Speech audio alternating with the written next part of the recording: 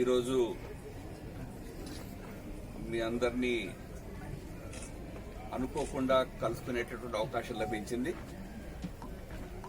నిజానికి ఒక personal visit ఇది నాది.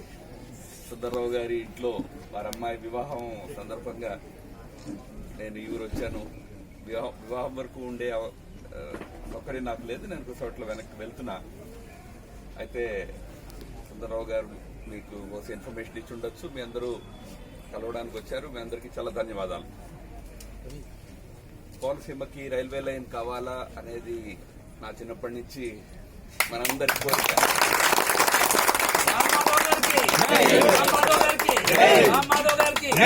లక్షలాది మంది మన కోనసీమ వాసుల యొక్క చిరకాల స్వప్నం అది. ఆ స్వప్నము ఇప్పుడు సాకారమయ్యే దిశలో ముందుకు వెళ్తున్నది.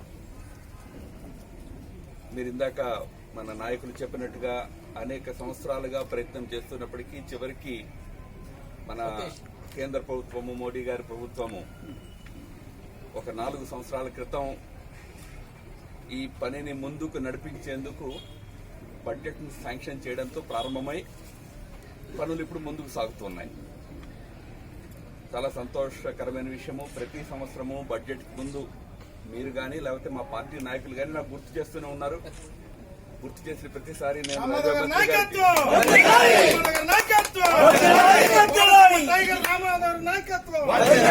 మీరు నాకు గుర్తు చేసిన ప్రతిసారి నేను రైల్వే మంత్రి గారికి గుర్తు చేస్తున్నాను. కాబట్టి ఆగకుండా నిధులు శాంక్షన్ అవుతూ వస్తున్నాయి. అయితే నాకు కూడా తెలుసు పని పూర్తి కావడానికి ఇంకా కొంత అధిక నిధులు అవసరం అన్నది. అయితే రైల్వేలో ఒక పద్ధతి ఉంటుంది. అదేమంటే ఒక సంవత్సరము జరిగిన పనిని ఆధారంగా చేసుకుని నెక్స్ట్ ఇయర్ బడ్జెట్ శాంక్షన్ అవుతుంది. అదే పద్ధతిలో దాదాపు మీరు ఇప్పుడు చెప్పినట్టుగా 1500-1600 కోట్ల వరకు సెంట్రల్ గవర్నమెంట్ శాంక్షన్ చేసింది. తప్పనిసరిగా కేంద్ర ప్రభుత్వము ఈ రైల్వే లైన్ ని పూర్తి చేయాలా, ఈ బ్రిడ్జ్ ని పూర్తి చేసి మన నర్సాపురం కోటిపల్లి రైల్వే లైన్ ని పూర్తి చేయాలనే సంకల్పంతో ఉంది. ఇది పూర్తయినట్లయితే ఆర్థిక పరంగా కేవలం కోనసీమకే కాకుండా రైల్వేస్ కూడా ప్రాఫిట్ ఉంటుంది. రైల్వేస్ కూడా ప్రాఫిట్ వచ్చేటటువంటి లైన్ ఇది. కనుక ఈ లైన్ ని పూర్తి చేయాలనే సంకల్పం కేంద్ర ప్రభుత్వం అనుకున్నది. అయితే దీంట్లో ఒక చిన్న టెక్నికల్ ఇష్యూ వల్ల బహుశా నేను ఇప్పుడే మీ జీవో చూశాను.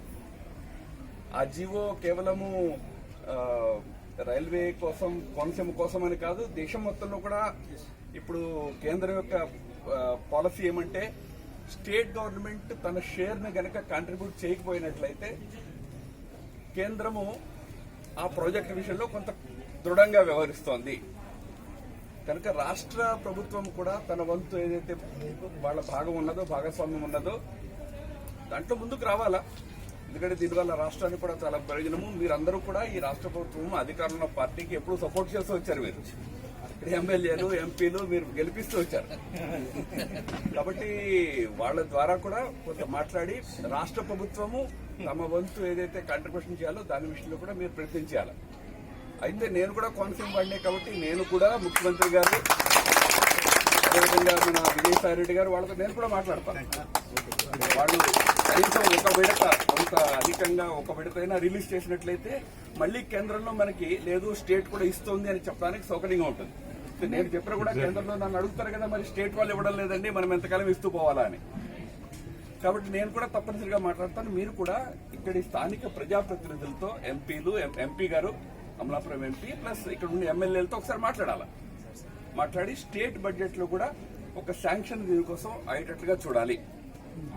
తప్పనిసరిగా అదే మీరు మాట్లాడి ఆ శాంక్షన్ వచ్చినట్టు చేసినట్లయితే కొంత కేంద్రంలో ఇది ఈ సంవత్సరం ఆగకుండా కంటిన్యూ అయ్యేటట్టు చేయడానికి సౌకర్యంగా ఉంటుంది. నేను వెళ్ళిన తర్వాత మళ్ళీ ఒకసారి పీయూష్ గారితో మాట్లాడి ఈ సంవత్సరం కూడా బడ్జెట్ లో నిధులు కంటిన్యూ అయ్యేటట్టుగా నేను తప్పనిసరిగా చూస్తాను. మీ అందరికీ చాలా ధన్యవాదాలు. ఒక చిన్న విన్నపం నాది. ఇవాళ కోనసీమకి రైల్వే లైన్ వస్తోంది అంటే దానికి ఏకైక కారణము మీరందరూ.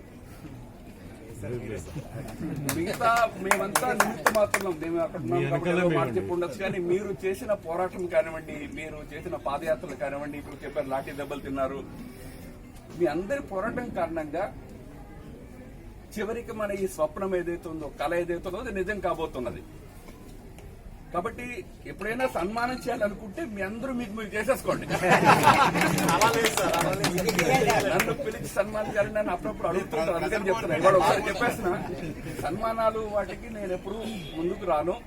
నేను అటువంటి ఆలోచన, నేను కోనసీమ అండి, మీరు ఇప్పుడే చెప్పారు కోనసీమ ముద్దు బిడ్డ కన్న తల్లి అన్నారు. ఇంట్లో అమ్మగారికి సేవ చేసి సన్మానం చేయించుకుంటామా?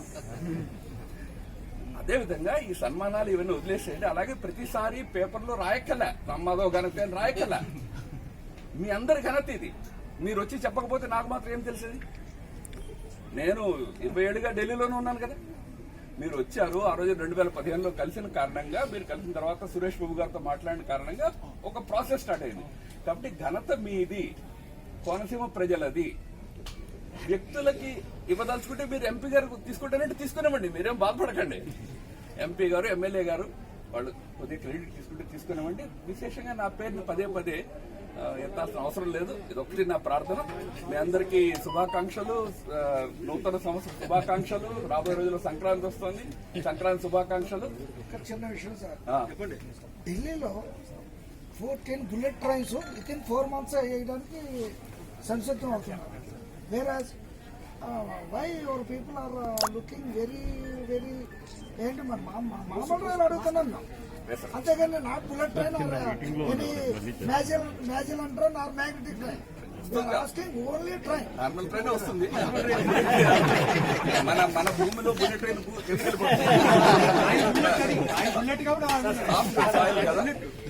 చాలా ధన్యవాదాలు. ఒక్క నిమిషం అండి అయ్యా. వీళ్ళందరూ కూడా గవర్నమెంట్ కొన్ని విషయాలు మనసులో ఉన్నప్పటికీ కూడా పైకి చెప్పలేదు. కానీ ఇండైరెక్ట్ గా వాళ్ళందరి తరఫున నేను ఒక విజిట్ చేసుకున్నాను. 50,000 మంది వీళ్ళ members plus families railway line వచ్చి